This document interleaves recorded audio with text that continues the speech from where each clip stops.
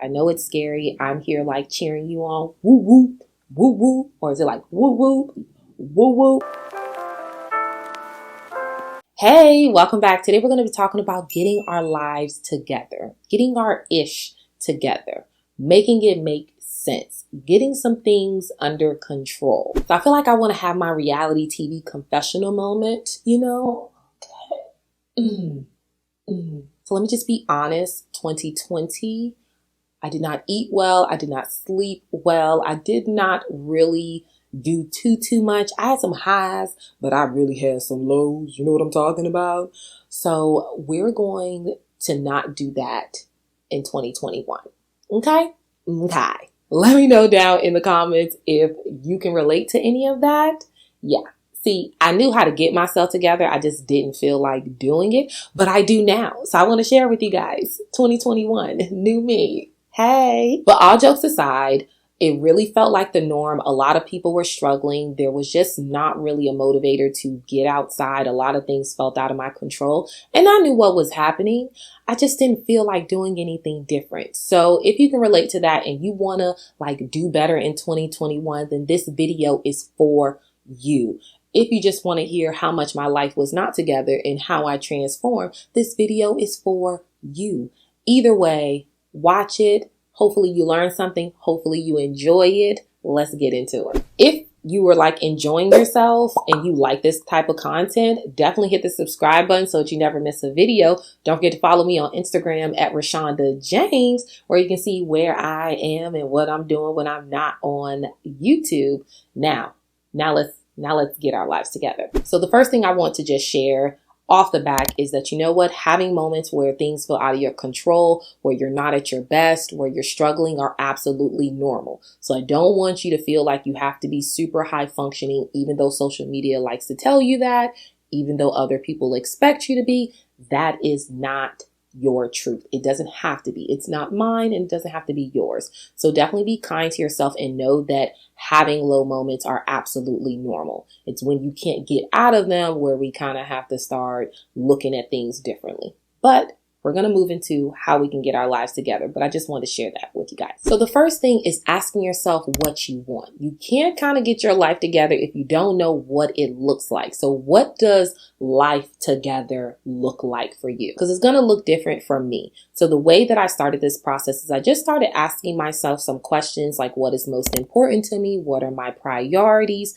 What are things that I like to do? How do I know when I feel well balanced? So those are questions that I started off by journaling with so that I can have clarity for myself, because I can say, yes, get it together. But if I don't know what that looks like, then I most likely stay a mess. Just being honest. So now that we know what it kind of looks like and we have an idea, now it's time to see where we need to start. And I love doing a life audit for this because it really helps you kind of assess and think about the problematic areas. So my routines, I just didn't have one because I was in the house a lot. So that was a problematic area. So I really had to do a life audit and say, okay, why am I not sleeping well? Why am I not eating well? What is going on? What are the barriers? Okay, what do I need to put into place? And so that's how I created the life audit. I'll also leave some links down in the description box if you're like, okay, I want to do a life audit too. Cool, let's do one together. Well, I already did mine, but you can share yours with me. You get what I'm saying. So the life audit will just allow you to see, okay, what's causing you the pain, what's the problem, and create an actionable plan. The next one is to simplify your life and things. Now, I'd made a video on how I'm on this journey toward being a minimalist. I talked about feeling very much out of control and stressed out all the time. And I felt like I really didn't have space. And I talked about some of those benefits. So I will link that video, check it out. But you can also clear space for yourself mentally, emotionally, physically. So if you're a person who kind of says, I don't really have time or space or energy, it's time to simplify. Okay? Time to simplify. It's okay. It'll be okay. That's for anybody who's panicking about letting go of people or things. It's okay. So getting yourself together is about a state of mind in the present you're in. So I know it can be scary letting go of things, but look around. If you're feeling chaotic, look at your space. If people are draining you and taking away energy that you could be pouring into yourself or things that you love, Let's evaluate it. Let's think about it. Might be time to declutter.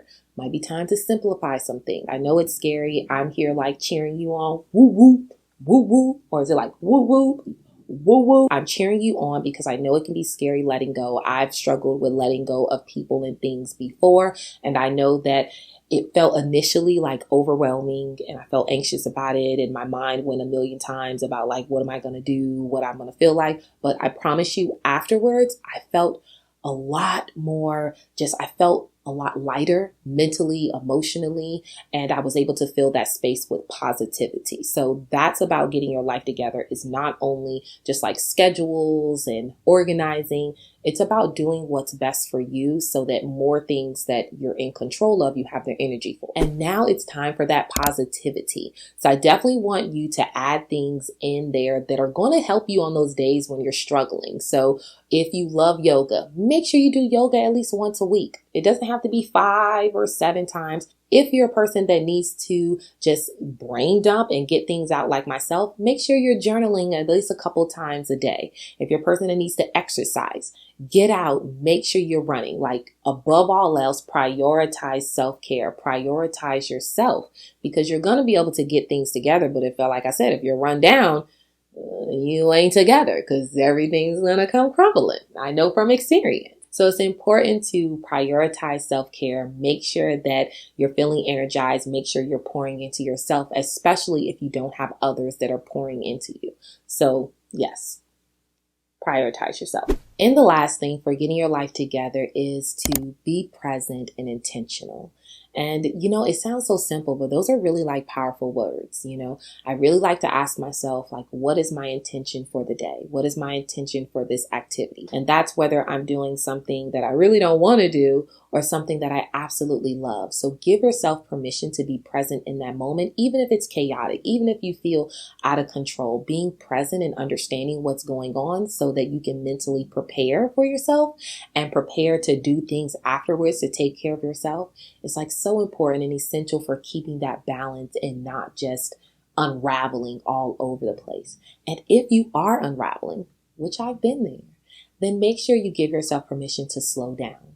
Slow down, to be kind to yourself, to use positive affirmations, to insert those self-care, and to help you just shift your mindset if you need to. So if you need permission to slow down, it's okay. So there you have it. That was just some ways that I was able to get my ish together. Every day is not going to be perfect, but you know what? You can be present, you can be intentional, and you can be kind to yourself. So if you found these tips helpful, don't forget to like this video. Don't forget to subscribe before you get on out of here. And as always, I'll see you in the next video. Bye.